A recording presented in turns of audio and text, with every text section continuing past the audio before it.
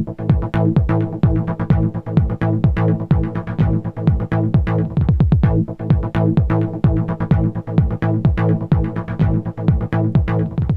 and welcome to Tech Talk. I'm John L. Johnson. Today we are focusing on cybersecurity, which is a hot topic in pretty much every industry you can imagine. And there are ways to protect yourself from a cyber breach, including exercises. And joining me to talk about that is Casey Fleming. He is the chairman and CEO of Black Ops Corporation. Hi, Casey. How are you? I'm doing well. Thanks very much. Now, it's kind of surprising that you can actually do exercises to make sure you are better prepared against a cyber attack. Can you talk about those exercises? Well, the most important thing is to be prepared. And I'll give you two words: risk reduction. That's why you want to do breach exercises. It's not a matter of if, it's a matter of when and how often. If you pick up the news any day of the week, you'll see several cyber breaches or data breaches that have occurred. It's estimated over 97% of companies are continuously being hacked. 2.1 trillion in losses, according to Corporate Counsel magazine, over the next few years. And the FBI recommends doubling or tripling your staff. So it's better to be prepared, prepare for the inevitable, and practice it. And that's why we do them.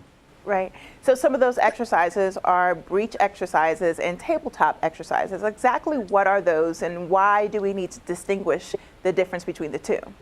Well, the reason we distinguish between the two is the industry looks at tabletop exercises, and we have found that when it's a tabletop exercise and when you label it as such, people don't take ownership and you don't get the results as actually planning a breach exercise.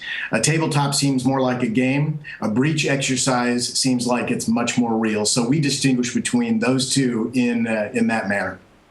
So what are the key factors in planning a breach exercise? The most important thing is to make it real. Make sure that everyone owns it. This is not really an exercise. It's a real life drill. It's not an IT drill. That's what a lot of companies still believe, that it's still an IT function and so on. Cybersecurity and information security is a company-wide responsibility and a company-wide effort. So it's a full business exercise. You've got to include the right people or it's not going to happen correctly. Don't ever blow smoke to your regulators or to your customers or make press releases. We've seen that happen in the past year or two, and your brand suffers immensely. You want to measure your key indicators, and you also want to document it for legal reasons, as well as to be able to pick up from there and do the next one or the next practice event, whether it's once a year or twice a year or something like that. So those are good tips, but how should the exercises be structured? Well, there's quite a bit to it. You want to make sure that you do it off-site, because on-site there's too many distractions. There's less focus. You get more ownership when it's off-site and more muscle memory, if you will. You want to designate a war room back at headquarters, a conference room, a certain conference room should a breach or when a breach happens. That conference room is ground central, and that's a war room for all activity to be reporting into, and that'll be staffed 24/7. You want to designate a 3-person breach council for people to make, this council to make critical decisions as the breach unfolds. You want to plan at least 2 scenarios, and you want to measure both. You want an outside firm to facilitate. That's typically a non-product-based firm, because you want somebody that's unbiased and experienced in breach exercises. You want to include all your department heads with backup. So if somebody's sick or on traveling or on vacation, you've got that person's backup. It really should include the board of directors. The board today is most interested. It's their top priority are cyber breaches and damage to the brand or the reputation.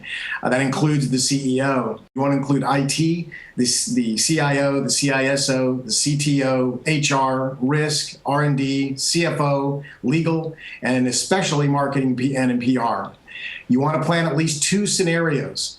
You want to remove names and politics. You just want roles. So somebody's not scared to report something or to speak up because their boss is in the room.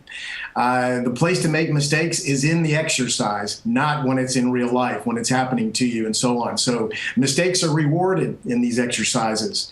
Know what you want to measure. You want to measure speed to how fast you can get to the accuracy of what is the breach, where was it caused, what's the damage, did it come through suppliers, and then also you want to measure your notifications to senior executives, to boards, to federal and state regulators, to suppliers, to law enforcement. You want to measure communication. You want to measure teamwork as well. You want to include all local or all contact numbers for the folks that I just mentioned. You want to have a PR plan and notification plan ready to go and keep it updated. And most importantly, you want to document that in case there is any type of lawsuit or something like that. That's what they're going to be looking for. So what are the key takeaways that people should remember after they finish watching this video? Make it a real exercise. It's not a tabletop, if you will. It's a real exercise. It involves real careers and real companies and real brand reputation. Plan and execute it as if it's going to happen 2 weeks from today. I mean, actually pick a date on a calendar that it's going to happen that day and plan for it and execute it accordingly. And the most important takeaway that I can give you is include your senior executives and your board of directors. Thanks, Casey. You always give us a lot of good, valuable information. And thank you for watching.